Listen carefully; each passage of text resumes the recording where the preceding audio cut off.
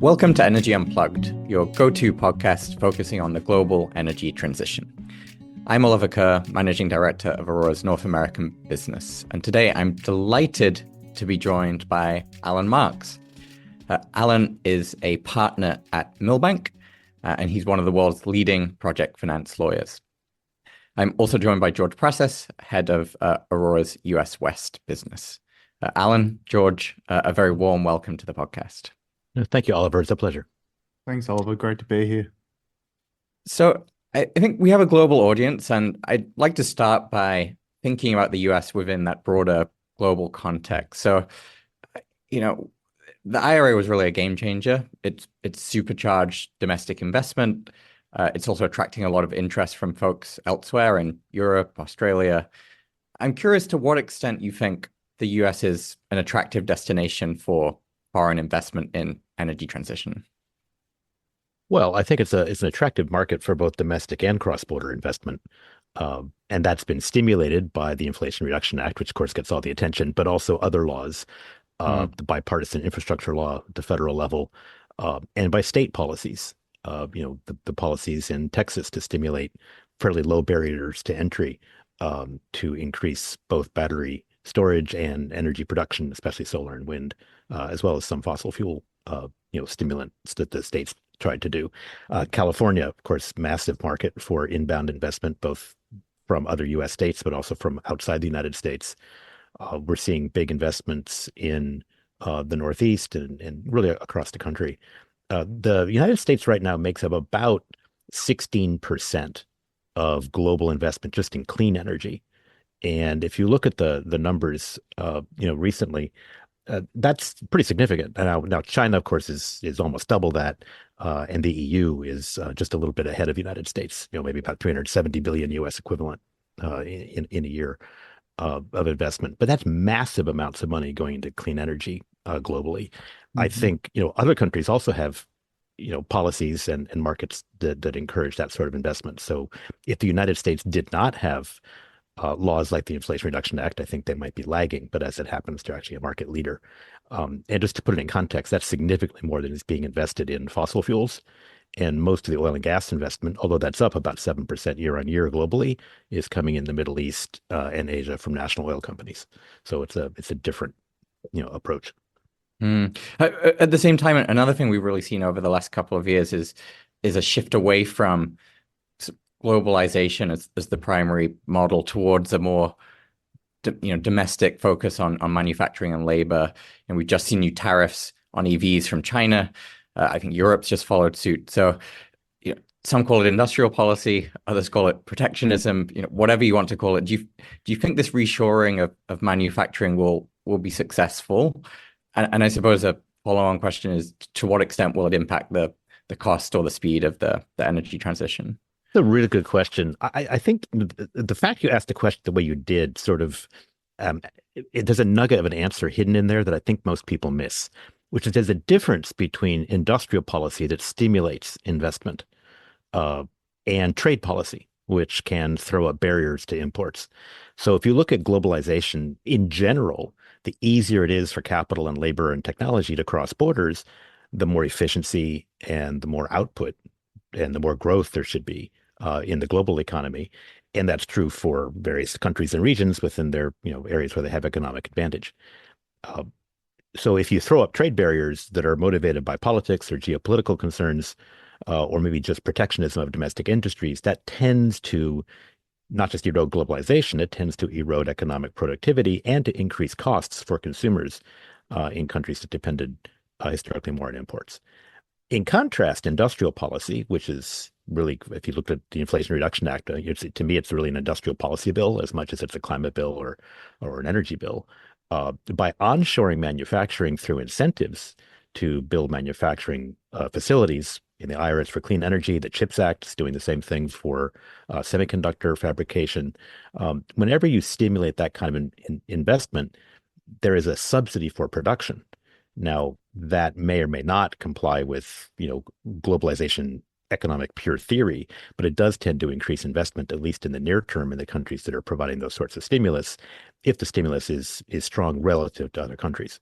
So, yeah, we see industrial policy in China and Europe as well. It's not a surprise that the United States is finally trying to, you know, um, use more tools in its toolkit to boost domestic production, both for security of supply chains, but more importantly, politically for job growth. Yeah, it's almost like two sides of the same coin. On the supply side, you've got the industrial policy, and on the demand side, tax to impact, where demand for product is coming from. Yeah, and they're linked. Yeah. I mean, one of the things that, in my Yes. practice, it's not just focused on energy, although it mostly has been for the last 30 years, but in looking at other infrastructure areas, whether that's transportation or digital infrastructure, water, what have you, the fact that they're related can also shape how that economic growth occurs. So just one specific example, a lot of the growth in demand for power in the United States is from data centers and from digitization of the economy. And to some extent, also the electrification of mobility with EVs and things on the transportation side.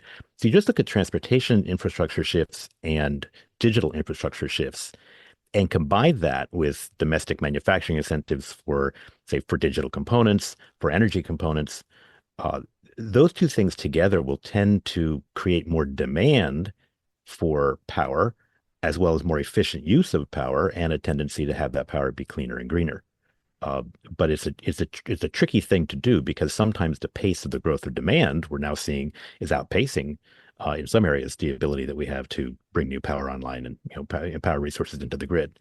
Uh, Same kind of things with EVs. I mean, the EV infrastructure is lagging behind what otherwise would have been, I think, faster adoption of EVs because of, obviously people even in urban areas that don't have access to charging, or people in rural areas who are traveling interstate or for interstate commerce where they need, EV charging along the way, and they don't have it. And so that range anxiety will curtail the adoption of EVs. These things are all related.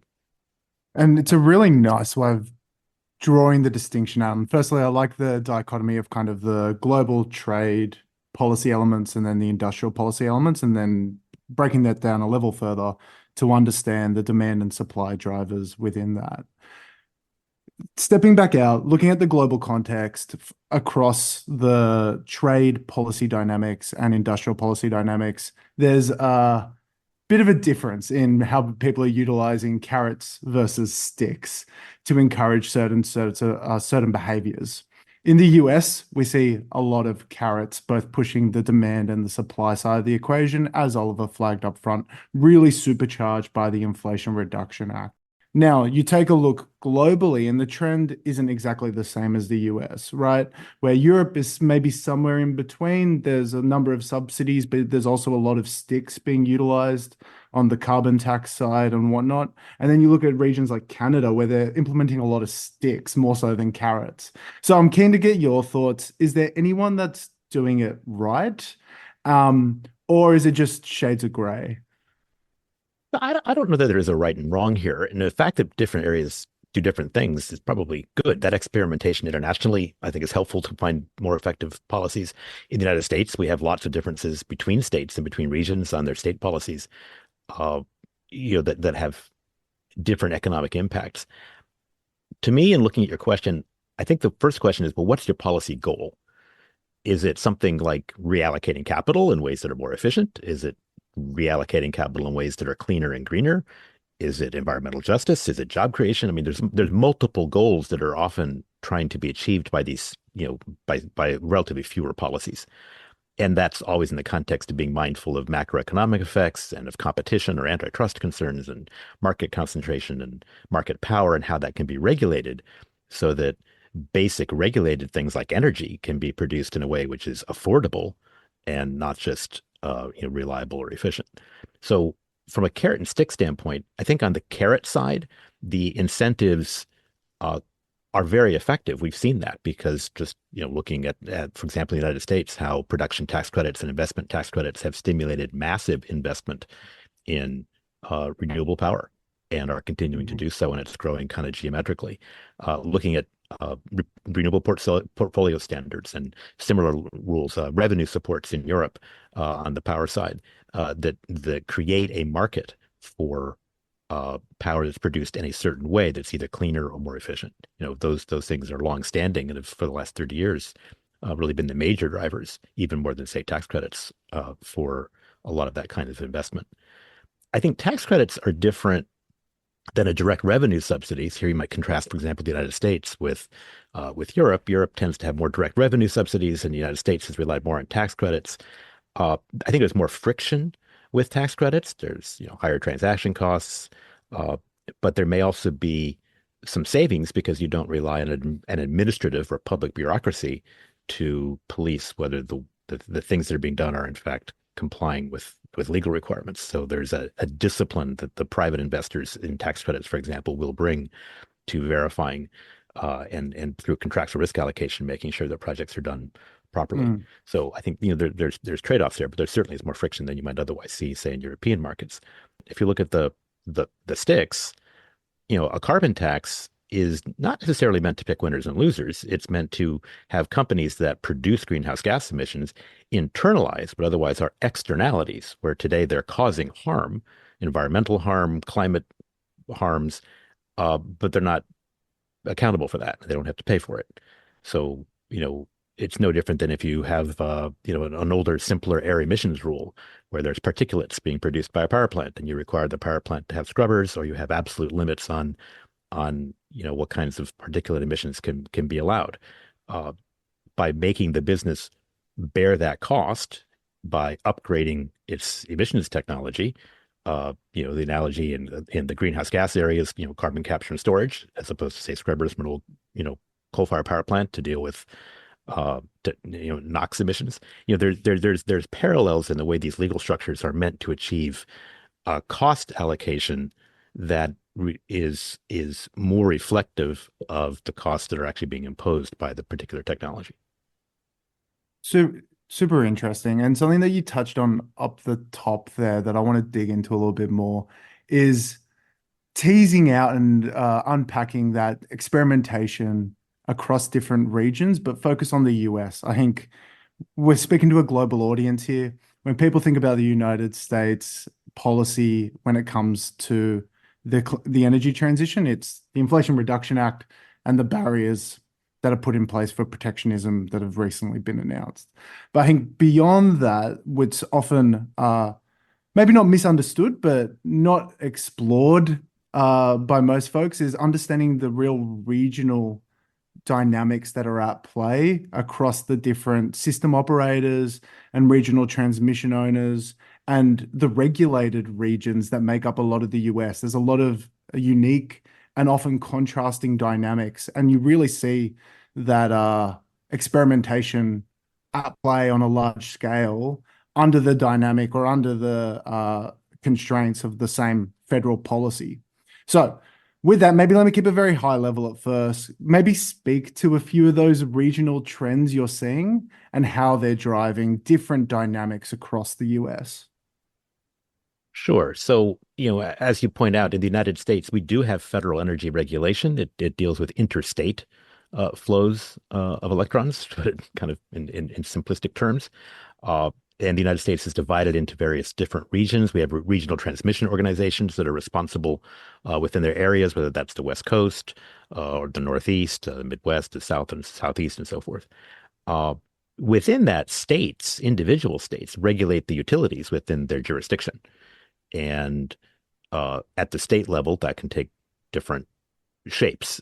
Some states in the United States allow utilities to be vertically integrated, meaning the utility owns and controls its own generation, transmission, and distribution. Other states, California was kind of in the forefront of this in the late 90s, have deregulated that so that utilities that provide retail distribution are not the same ones that are owning the generation assets. And in fact, there's a free market for generation, which then has to be regulated by both state rules and grid rules. The other thing is the way utilities function is they tend to pass through to their ratepayers the reasonable costs of procuring or generating power and of transmitting it. So that regulatory interplay at the state level is hugely important and different than the federal one. The Federal Energy Regulatory Commission, in particular, is the federal agency which is charged, and it has a bipartisan board. It is charged with making sure that at a national level, we have a bulk power system which is reliable and safe, and that there's some efficiencies, especially in interstate transmission. And the pricing and access to that interstate transmission system is a key part of their regulatory authority. So within that, we've seen different philosophies, I think, predominate. Texas, for example, I mentioned before, California, New York, Illinois, Pennsylvania, Florida, the states with the largest population also happen to be the states where most investment is made, because obviously that's where most people are and there's most demand. And that's true in clean energy as well as traditionally, conventional forms of power. But the states have different, and the regions that they're in have very different models. In Texas, the model tends to focus on low cost of power and low barriers to entry for people that want to come on the grid to produce that power. As a result, in Texas, if you provide extra capacity, you may or may not get rewarded for that, depending whether it's needed. If it's not needed, you're going to lose some money. If it is needed, you may be returned very, very high prices in a spot market for power. And there's a lot of volatility in Texas prices as a result, based on the supply-demand balance or imbalance that can occur over time. Other states in the mid-Atlantic, for example, a territory we call PJM, that's one of the regional transmission organizations, they tend to focus on both capacity and energy as things that can be priced in contracts. And they just had a very robust capacity auction recently. So what that means is if you're a developer or owner of a power plant, you can produce energy and you'll be paid for that. Or you can be available to produce energy when needed, and that capacity that's available on the grid also can result in a contract that generates revenue, which you can then use as a basis for financing your project. California has a market which is focused especially and historically on reliability, system reliability, especially through diverse resources. So the state depends on about in-state resources for about 75% of the power used in California. The other 25% is imported from other states in the far west. The grid historically relied quite a bit on nuclear power, on hydropower, and on natural gas. And of course, over the last 15 or 20 years, renewables have become a much more important part of that grid. And even in the last 4 or 5 years, both wind and solar, and now storage associated with that, has led to many, many days of the year, probably over 100 so far in 2024, where the grid relies 100% on carbon-free power. So that's a fairly significant and fairly recent shift. And a lot of that is driven by a market that will pay owners of either energy generation or energy storage facilities for their availability, for ancillary benefits that they may provide to the grid, for transmission efficiencies, for voltage regulation, as well, of course, for the electrons that are produced and sold under either spot prices or day-ahead markets or long-term power contracts. Brilliant. Thank you very much for that distinction, Alan. I think it's really helpful to kind of paint that map of the US and the various state and I guess more so system operator or transmission organization rules of the game that help kind of paint the picture on what's driving activity where and why. Maybe to dig into that a little bit deeper using a particular technology type to kind of understand how the ways the policy environment and the rules of the game have driven particular outcomes, I think it would be useful to look at the proliferation of battery storage throughout the US. Something on the back of the Inflation Reduction Act that we've seen tremendous growth throughout the United States. However, in the last couple of years, it's been largely concentrated to a few regions, and we haven't really seen the technology take off everywhere. So where we've seen the largest growth in battery storage has been through California and Texas. However, as you just painted, the picture looks very different in California and Texas as to why procurement of different technologies or energy at large makes sense. So with that framing in mind, do you mind kind of speaking to some of the dynamics you just laid out, why battery storage has taken off in California and Texas first, despite very different regulatory and policy environments? Sure. Well, again, those are very large users of power, and they're very large as a share of both the U.S. population and U.S. GDP. So Texas and California are very populous areas with large urban centers. They also have regulators, which, although again with very different philosophies, have strongly supported development of power generation, and of interesting distribution models. And they've experimented, and they've each made missteps and had fairly significant regulatory failures along the way over the last 10, 15 years that they've learned from. And again, with different philosophies, though, are taking that in new directions, which are now welcoming battery storage. Energy storage is driven, I think, you mentioned the Inflation Reduction Act. It is driven to some extent by more liberal tax credit incentives. It is also driven, I think, more importantly, by renewables. So step back. When you encourage renewable development, which California and Texas have done in different ways, wind and solar energy are intermittent resources. So when the sun is out and the wind is blowing, you get lots of electrons. In fact, you might even get too many. But when the sun goes down or the wind stops blowing, now systems have to rely on other sources of power. The nature of that intermittency, as you increase grid penetration of renewable sources, benefits greatly from adding in battery storage because it allows you to arbitrage that difference and narrow the gap so that you don't have this massive difference between, say, daytime power generation that's available, especially when solar assets are dominant, and evening. So that's one piece of it. And the regulators in the two states have, as I said, taken different approaches to how they regulate battery storage, but that's part of it. Bear in mind, a lot of this is locationally specific within those different states.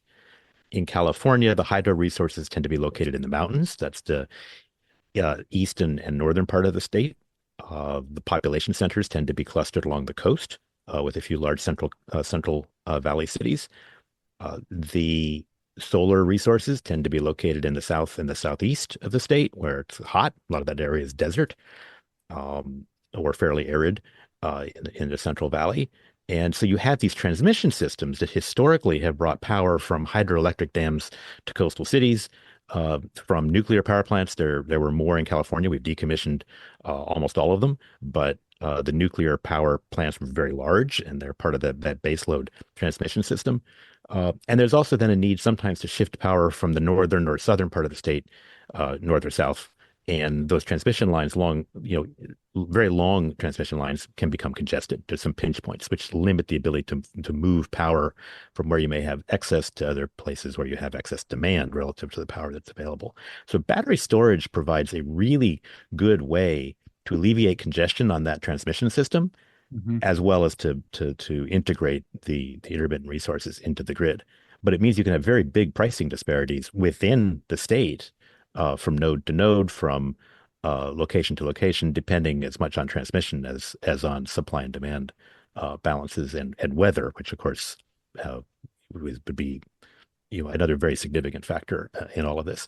In Texas, you have a lot of wind resources, especially in the western part of the state, which are very remote from the load centers in Houston and Dallas and down along the Gulf Coast in the eastern and southern part of the state. So it was actually under a Republican governor, right, Rick Perry, who later became, after he was governor of Texas, several years later became the Secretary of Energy under Donald Trump. But he and the legislature in Texas, going back to 2007 or so, were very strongly supportive of state investments in transmission through a system called CREZ that would allow for the expansion of wind and later solar to bring that power from the west to the east, and also to some extent from the northern Texas panhandle. The effect of that was to vastly exceed their goals of 18 gigawatts of expanded wind power over that decade, and also to allow for a significant increase in solar power, which I don't think was really as predicted at the time they rolled that out. So that was direct state investment that facilitated the expansion of those renewables. Now, once you have those renewables, suddenly you need battery storage. And in Texas, you especially need battery storage because a lot of the system, remember, you're not really providing a regulatory incentive for extra capacity or for even in more robust, weather resilient transmission distribution systems. So when gas plants go down, when coal plants go offline, when there's severe extreme weather, either heat or winter weather, the demands on their system are such that the system has broken a few times. We've seen widespread blackouts because of extreme weather events or reliability interruptions, and that has economic effects which are quite severe, both for generators and for consumers. By adding in battery storage, you solve for that problem in large parts of the state and have a lot of system reliability improvements and redundancies that previously didn't exist. Interestingly, if you own a battery, utility scale energy storage in Texas, a lot of your money is going to be made on a very few days of the year when prices spike significantly, either because of extreme weather or supply demand problems or things going offline, as opposed to, say, California, where you may be able to rely on longer term, more predictable revenues from the capacity or ancillary services side of your contracts that make up for some of the uncertainty or volatility in energy. And the last thing I'd say on these battery storage facilities is to remember they're bimodal. So they're not just sources of reserve power having been charged by extra, say, wind or solar power during the day. They're also, they need to be charged. And so when they discharge, great, you've got extra power you didn't have before. But when they're charging, they have to have available not just wind or solar power, they also have to have available transmission capacity. And the impact of their charge and discharge cycles on transmission planning, I think, becomes extraordinarily difficult. And it's one of the reasons why it's so hard to get on the grid in the United States, because this dynamic interplay of new renewable sources, legacy or expanded fossil fuel resources, or nuclear resources in some places, and shifting demand patterns, and then the role that energy storage can play in that makes it very, very difficult for grid operators to know which plants they should put where, which ones they should allow, what the pricing models are going to end up looking like, whether that will be financeable for people and therefore make these projects feasible and reliable for resource adequacy planning for them. It's very, very difficult. And it's one of the reasons why today I think getting access to the queue and interconnection is the major constraint to a lot of new projects. It's really interesting. And I like how you articulated the role that batteries play in unlocking the transmission infrastructure, because I think it is such an important role long term. And the nature of the transition that you spelled out, that we're moving from a system where high voltage highways between energy dense sources of production, like the hills in Northern California, or nuclear facilities, or CCGT, coal, other gas facilities, through the rest of the nation, are being remapped. And the topology of our networks are changing, but the load centers and where the people live isn't necessarily moving to find those new spots in the network where solar irradiance is high or wind speeds are high. And so I think it leads me to an interesting question following on to that line of thinking that we just had on batteries, where policy and market mechanisms can drive the uptake of certain technologies. And there's this interplay with what's happening on the ground as you tackle the diverse geographical and population challenges of the US. And I think natural technology that's emerged as a front runner for a lot of people when they think about tackling this problem, particularly on the coasts, has become offshore wind, because it allows you to build away from all of those geographical challenges and still have some proximity to those existing load pockets, and hopefully supersede or overcome the hurdles that exist with the existing transmission network. And so we're seeing that particularly with California, and we're seeing that particularly with the Northeast at the moment, with a lot of auctions for offshore wind sites and really strong, ambitious commitments to bring projects, I won't say to ground, because in California it's floating, but to bring those projects to the system. With that, I know you personally have spent a bit of time thinking about offshore wind and how it can be integrated into systems. So I'm keen to get your perspective on what that will look like and what we need to see and what the real strong headwinds are for us seeing offshore wind coming to the US at scale. Sure. And I'll preface this by saying my observations are mine personally. I do represent companies involved in developing many of the largest offshore wind projects currently under development or under construction in the United States. So this is not necessarily their view, it's just mine. But offshore wind is advanced in Europe, and by contrast, the United States is fairly late to the game. Asia also has now, I think, especially if you include China, significantly outpaced both the United States and Europe in the pace of offshore wind development, with other markets like Taiwan and Korea and so forth, following suit. In the United States, as you point out, I think there are regulatory incentives and physical incentives that favor offshore wind. One of the major ones, of course, is we have a tremendous offshore wind resource in places like the Northeast, off of the Pacific coast. Offshore wind is very strong. It tends to come from the same direction, and it tends to be very predictable. And some of the newer machines, the newest machines, the tallest with the largest capacities, don't suffer from some of the same problems of wake effects or ocean level turbulence that we might see. So much like on land, the offshore wind markets are really able to offer a product that, although very technically complex and fairly expensive, can provide a very large scale, very robust source of power generation. And in the case of some of the projects on the Northeast coast, they're actually not that remote from load centers. New York, New Jersey, Massachusetts, they have large cities, they have large industrial facilities, and those often are on the coast. So that actually is an area where offshore wind probably does better than it might, say, onshore, if you compare it to, say, onshore resources in the middle of the country where they're more remote from load centers. Nonetheless, your transmission has to land, and it has to land at a point where the grid can absorb it, and it needs to land at a place where someone can pay for it at a predictable price, over time. Major constraints in the United States, I think, include the complex regulatory overlay that we have. I mean, as a lawyer, that's certainly the place I might start, between federal, state, and local rules. And that can take time to put together. We have some technical rules on vessels under the Jones Act, for example, that is a kind of a species of our statutes or regulatory regime as well, that are very longstanding for all sorts of industries, but basically say that coastwise navigation must be done on U.S. flagged vessels with U.S. crews. So that's something that these projects have to comply with when they have international supply chains. But let's look at international supply chains. That is the major piece.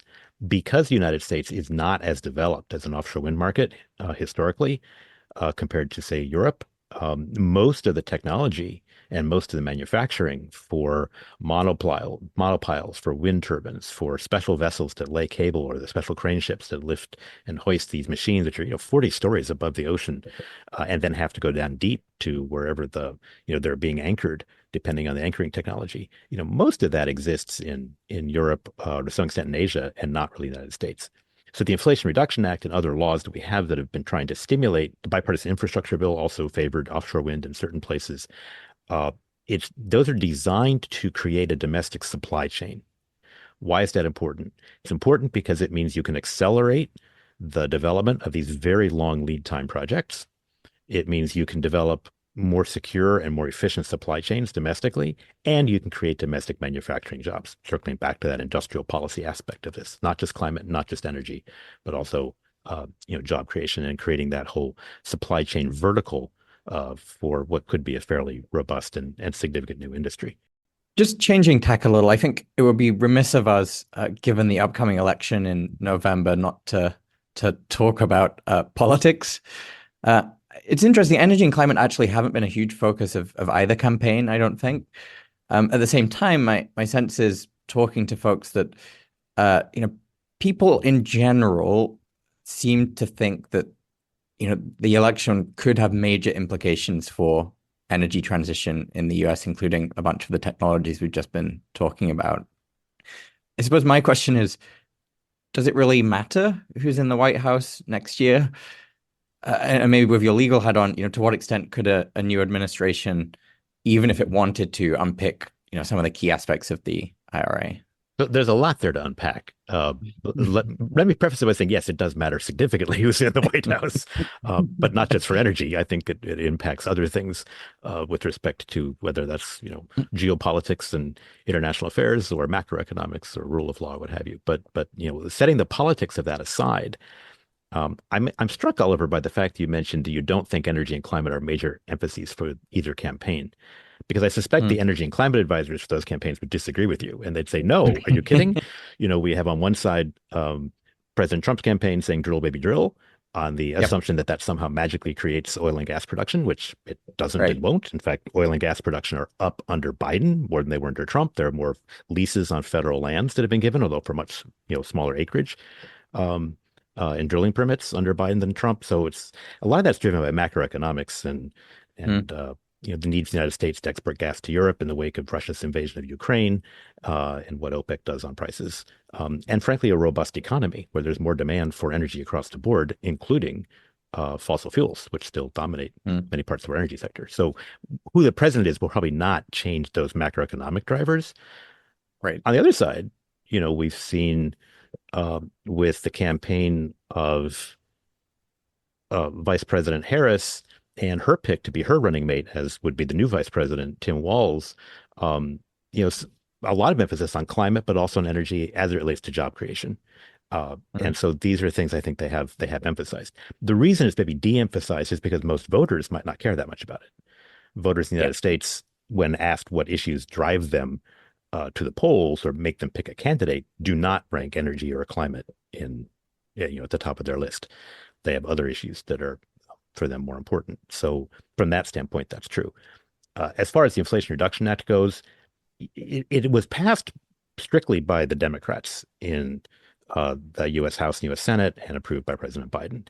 In marked contrast to the bipartisan infrastructure bill, which truly was bipartisan.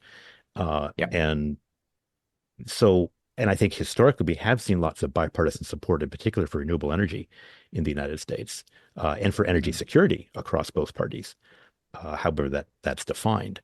So I do think the Inflation Reduction Act largely will stay intact regardless of who's in the White House, because changing it requires votes in Congress. Not clear from this election which parties will be in control of either chamber of the U.S. Congress. But even in the U.S. Senate, if the Republicans were to take the majority in the November election, which means the new Congress would come in January of 2025, I don't think you have the votes to repeal the Inflation Reduction Act wholesale, because there are Republicans that would still support it. Some of that is driven also by the fact that the majority of both the job creation, say 2 out of 3 of jobs created under the Inflation Reduction Act, and the majority of the money that's actually been spent on clean energy projects and clean energy manufacturing has been in districts that are Republican controlled or Republican leaning. So there's a lot of economic incentives that people have for their constituents to continue some of those policies in place. And that's why we have seen some public statements. We've even seen an open letter in the U.S. House of Representatives within the last few weeks from Republicans in the Republican caucus addressed to the Speaker of the House, Mike Johnson, who's a Republican, asking that their party not walk away from provisions of the Inflation Reduction Act that they think benefit both investment and energy security in ways that benefit not just clean energy, but also fossil fuels in their districts. So I think it's always an interesting bipartisan dance or partisan dance in the United States around energy. And we'll see where that shakes out. But the bottom line is it absolutely makes a big difference who's in the White House, because they'll set that agenda. They will decide through their appointments how effective or ineffective and how predictable or unpredictable U.S. national policy will be as far as enforcement of energy rules, granting lease rights on federal lands and offshore. They can't control drilling and things on private lands to the same extent, obviously. And then, of course, enforcement of clean air rules and things that the EPA is doing will have a significant effect in shaping investments. Yeah, I suppose I think I'm just slightly more sanguine about this idea of energy transition will be majorly undermined in a Trump administration. It feels like it would be different if we'd had a very strong EPA in this current administration, because that is one of the key levers that federal government has to pull. But in the absence of that, it's sort of what can you do? It's like drill baby drill. I think, as you said, it's very hard to imagine increasing oil production on federal lands if the IRA and tax credits aren't going to be taken away, because there's there's pretty strong bipartisan support, then what the energy transition feels almost inevitable to some degree, and it's hard to keep old uneconomic plants around for longer. I think what will do that more than anything is some of the stories we're seeing around demand growth and data centers, rather than anything that's coming from federal policy. Yeah, I think there's a lot of truth to what you're saying. I mean, if you just look at, for example, drilling and production of oil and gas, it doesn't really matter who's in the White House from that standpoint, because there are laws that compel the government to have quarterly lease auctions on federal lands for oil and gas drilling. And once those leases are awarded, they compel the government to issue drilling permits. Now, we've seen significant, although the lease numbers are up, the acreage is actually way down in part under Biden because of court decisions, which required them to grant those leases and drilling under the law, counterweighed with new fees, which the administration put in place, so that someone who wants a federal land lease to develop oil and gas resources, they now have to pay $5 per acre to nominate it. Well, you're not going to do that if you aren't confident that you're going to be able to find something and that it's economic to develop it. So that's significantly reduced the number of people, oil companies and gas companies and developers that were trying to seek those kinds of leases. A lot of the EPA rules that you mentioned would have been stronger, but for court decisions, including the U.S. Supreme Court, that curtailed their ability to either implement or to enforce regulations that were designed to regulate greenhouse gas emissions in a certain way. The court did affirm their legal authority to regulate them. The question was how they could regulate them. So I think who's in the White House and who controls the U.S. Senate has a lot to do with judicial appointments. And right now we're seeing a trend where there's this sort of a battle, if you will, not just between the parties, but between the branches of government, where the judicial branch has been exerting significant authority to restrict the ability of agencies like the EPA to enact fairly strong regulations in cases where the court's view was that was not authority explicitly granted by Congress, and they don't wish to defer to the agencies to determine what their own authority might be. So if you have judicial appointments dictated by who's in the White House and who controls the U.S. Senate, I think that can have a significant impact going forward, longer term. It's not just a question of what the near term, regulatory shift might be in the next, any 4-year cycle. Yeah, I think that's very sensible. No, absolutely. This is a long game, and the next 4 years will come and go very quickly. You mentioned compared to other countries. I mean, I do think energy transition dynamics are fairly rooted in more than climate policy and energy policy on any national level, but also in some of the technological innovation we're seeing in market shifts. I mean, coal was becoming uneconomic as a source of power generation in the United States before we had some of the more aggressive laws that were, to be implemented both under President Biden and previously under President Obama. And we've seen the pace of coal plant retirements slow down, and that's mainly because we've seen a kind of a larger than expected spike in energy demand because of the robust GDP growth after the pandemic and the digitization of the economy we mentioned with data centers coming online and so forth. So that increased demand dynamic has slowed the pace of coal plant retirements, but it has not stopped.